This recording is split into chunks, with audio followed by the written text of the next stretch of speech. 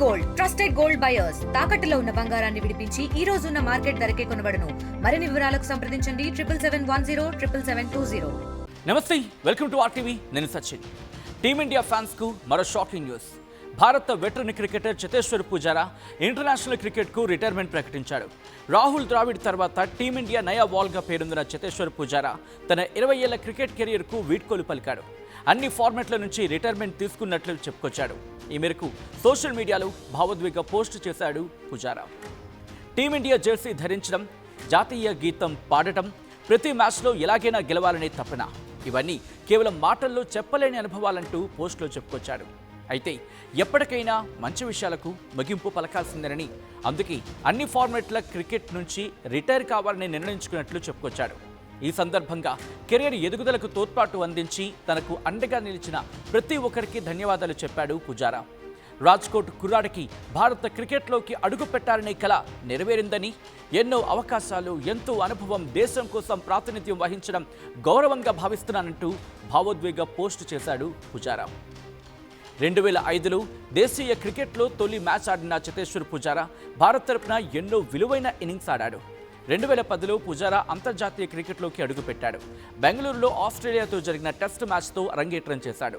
ఆ తర్వాత అంటే 2013లో జింబాబ్వేతో జరిగిన వన్డే మ్యాచ్ ద్వారా అరంగేట్రం చేశాడు. అయితే పుజారా వన్డే కెరీర్ ఎక్కువ కాలం కొనసాగలేదు. కానీ అరంగేట్రం తర్వాత 13 ఏళ్లు టెస్ట్ క్రికెట్లో కొనసాగాడు. ఇక పుజారా భారత్ తరపున మొత్తం 103 టెస్ట్ మ్యాచ్లు ఆడాడు. 43.6 రన్ రేట్తో 7,195 పరుగులు చేశాడు. ఇందులో 3 డబుల్ సెంచరీలు, 19 సెంచరీలు, 35 హాఫ్ సెంచరీలు ఉన్నాయి. భారత్ తరపున పుజారా 5 వన్డే మ్యాచ్లు ఆడాడు. ఇక జూన్ 2023లో ఓవల్లో ఆస్ట్రేలియాతో జరిగిన world test championship Pujara last టెస్ట్గా మారింది. రాహుల్ ద్రావిడ్ రిటైర్మెంట్ తర్వాత టీమిండియాకు టెస్టుల్లో వాల్గా నిలబడి ఆటగాడి కరువయ్యాడు. ఎంతోమంది 3వ నెంబర్ ప్లేస్లో ప్రయత్నించినా కుదురుకోలేదు. కానీ పుజారా మాత్రం నేనున్నా అంటూ 3వ నెంబర్ ప్లేస్కు ఫిక్స్ చేసుకున్నాడు. ఎన్నో కఠినతరమైన ఇన్నింగ్స్లు ఆడాడు. ఎన్నోసార్లు జట్టును ఓటమి నుంచి గెలుపు దిశగా తీసుకువెళ్లాడు. సంప్రదాయ క్రికెట్ టెక్నిక్ షాట్స్ ఆడడంతో పుజారా తన మార్క్ అంటే ఏంటో చూపించుకున్నాడు.